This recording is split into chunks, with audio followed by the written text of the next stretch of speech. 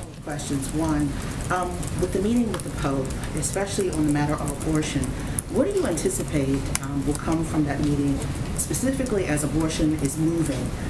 It's changing here in the United States with the pending court case happening on December 1 in the Supreme Court and other states creating very restrictive abortion laws.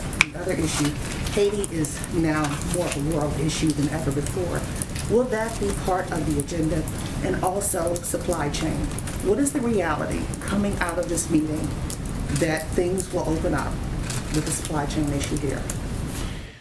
Three very distinct issues. On the first one, I'm going to defer to my colleagues on domestic policy on that question. I will say that the main focus of the meeting with the Pope, first there'll be the obvious personal dimension. The President and the Pope have met 3 times before. This will be their 4th meeting. They've exchanged letters, and they will have a chance just to reflect, each of them, on their view of what's happening in the world.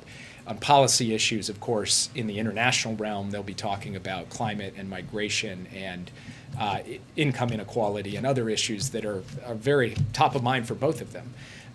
But as respects the issue that you raised, I would defer to others who can speak to that more expertly than I can.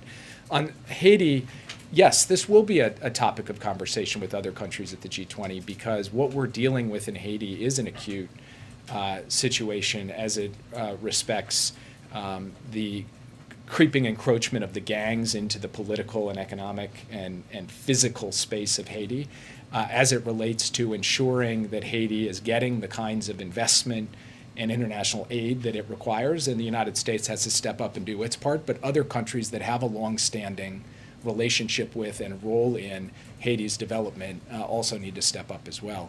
And then finally, with respect to supply chains, what the President is hoping to do at the G20 is have the opportunity to get key countries aligned around some basics. For one thing, transparency. How do we know at every level where there may be bottlenecks or breaks in the supply chain so that we can quickly respond to them? How do we, and so there's a transparency piece. There's a piece related to COVID-19. How do we make sure that in those critical places that if factories shut down, it has downstream effects that harm American workers, that we are getting support from the point of view of COVID response to those areas, and other things along those lines that are highly practical.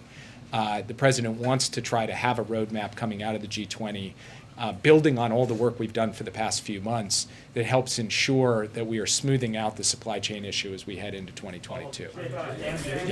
Jake, thank you. A lot of the